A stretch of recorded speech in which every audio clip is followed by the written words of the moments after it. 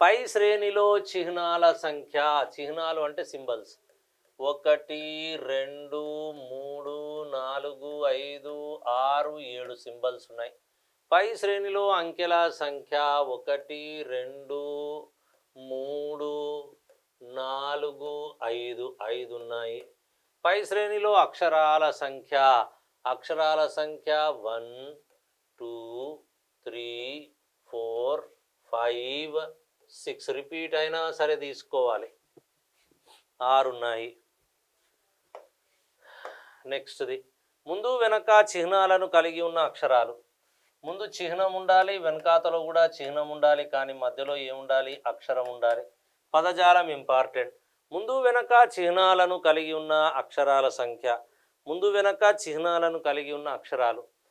మధ్యలో అక్షరం ఉండాలి, అటువైపు ఇటువైపు చిహ్నాలు ఉండాలి. ఇక్కడ కాదు, ఇది ఒకటి వస్తుంది 1 ఇది. అలాగే ఇది కాదు, ఇది వస్తుందా? కాదు. ఇది అక్షరం ముందు వెనక చిహ్నాలు ఉన్నాయా? ఉన్నాయి 2. ఆ తర్వాత ఇక్కడ అక్షరం ముందు వెనక చిహ్నాలు, కాబట్టి టోటల్గా ఎన్ని వచ్చాయి? 3 వచ్చాయి. Very nice. ఇది అయిపోయిన తర్వాత ముందు వెనక అక్షరాలను కలిగి ఉన్న చిహ్నాల సంఖ్య. ముందు వెనక అక్షరాలను కలిగి ఉండి చిహ్నాలు. ముందు వెనక అక్షరాలను కలిగి ఉండి చిహ్నాలు $B రాస్తాను నేను క్లియర్గా. $B అంటాం. ఆ తర్వాత నెక్స్ట్ వచ్చేది $B అయిన తర్వాత B@A. అవును, B@A. ఓకేనా? ఇది అయిపోయింది. ఇంకా నెక్స్ట్ A@B. A@B 3 వచ్చాయి.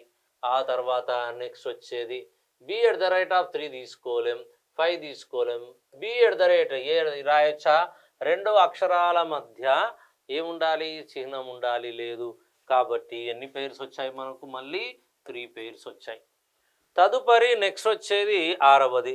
ముందు చిహ్నాన్ని వెనువెంటనే అక్షరాన్ని కలిగి ఉన్న అంకెల సంఖ్య. ముందు చిహ్నం ఉండాలి, వెనువెంటనే అక్షరాన్ని కలిగి ఉన్నటువంటి అంకెలు నంబర్స్ కావాలి. నంబర్ల సంఖ్య.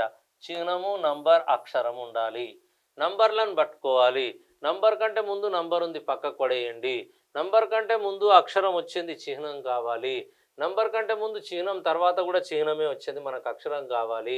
నంబర్ కంటే ముందు చిహ్నమే వచ్చింది, కాబట్టి 1 కూడా లేదు. 0. ముందు చిహ్నాన్ని వెనువెంటనే అక్షరాన్ని కలిగి ఉన్నటువంటి అంకెల సంఖ్య 1 కూడా లేదు, కాబట్టి 0. ఓకేనా?